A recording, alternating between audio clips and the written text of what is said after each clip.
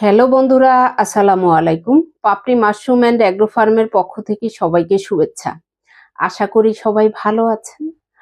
অনেক শ্রদ্ধেয় উদ্যোক্তারা আসলে বুঝতে পারেন না যে কি পরিমাণ ইনভেস্ট করলে তিনি একজন উদ্যোক্তা হতে পারবেন। অনেকেই মনে করে থাকেন ৫০টা ১০০টা দিয়ে তিনি উদ্যোক্তা হবেন। মনে করে থাকেন যে উম আগে আমি দেখি মার্কেট ভালো হলে তখন আমি বড় পরিসরে করব।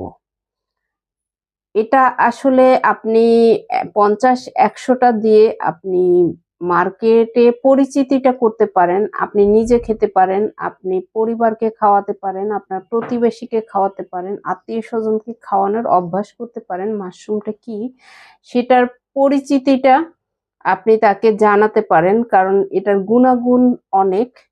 প্রত্যেকটা সুস্থ মানুষেরও খাওয়া উচিত এবং যারা অসুস্থ আছেন তাদের তো অবশ্যই খাওয়া উচিত। কিন্তু যখন মনে করে থাকেন যে আমি এই ১০০ স্পুন দিয়ে আমি দেখি মার্কেটে ভালো যদি কিছু করতে পারি তাহলে আমি বড় আকারে করব। আসলে এটা একটা উদ্যোক্তার নৈতিক দায়িত্ব না। আপনাকে এরকম মাথায় নিয়ে যেই কাজটাই করুন না কেন, সেটা শুধু মাশরুম না, আপনাকে সফলতার দ্বারপ্রান্তে যেতে হবে। সেটাতে যতটুকু শিখার, যতটা বাধাবিঘ্ন আসবে, সেই বাধাবিঘ্ন পার হয়েই আপনাকে সামনের দিকে পথ চলতে হবে। এখন আপনি কোন পর্যায়ে গেলে সফল হবেন, আপনি মার্কেট কেন ধরতে পারবেন না? কোনো জিনিসই কিন্তু সহজ না, কিন্তু সহজ করে নিতে হয়। যখন আপনি মানুষকে বুঝাতে পারবেন আপনার এলাকাতে, ম্যাক্সিমামই জিজ্ঞেস করে থাকেন যে আপনি কি উৎপাদিত মাশরুম কিনে থাকেন? তো সেক্ষেত্রে আমরা সাহস পাই। এটা সম্পূর্ণ একটা ভুল ধারণা। কেন আপনি আপনার এলাকাতে আপনি পারবেন না? অন্যরা পারলে আপনি কেন পারছেন না? অন্য ব্যবসাতে যেরকমের একটা নির্দিষ্ট মার্কেট আছে, হ্যাঁ, মার্কেট তৈরি করার মতো মেন্টালিটি আপনাকেই তৈরি করে নিতে হবে।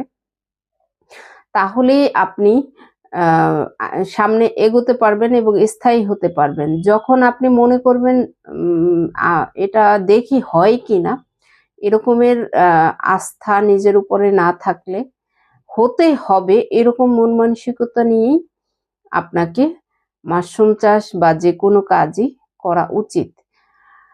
কারণ আপনাকে অন্য কাজের পাশাপাশি আপনি পারিবারিক সাপোর্ট থাকলে আপনি নিজেও করতে পারেন বা পরিবারের অন্যরাও করতে পারে। যেকোনো কাজের পাশাপাশি মাশরুম চাষ করা সম্ভব। এই ফেব্রুয়ারি মাসেই অনেকে আছেন যে শুরু করি দেখি কি হয়, বা অনেকে আছেন শীতের সময়ে দেখি শুরু করি কি হয়।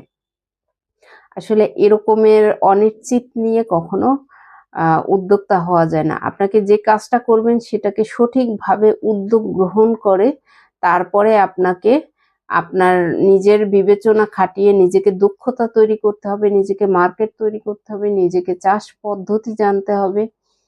নিজেকে ওই পর্যায়ে না গেলে, আপনি যেমন স্কুলে গিয়েই ১ম দিনে এসএসসি পাস করেন নাই, এইচএসসি পাস করেন নাই, ধাপে ধাপে আপনাকে এগোতে হয়েছে।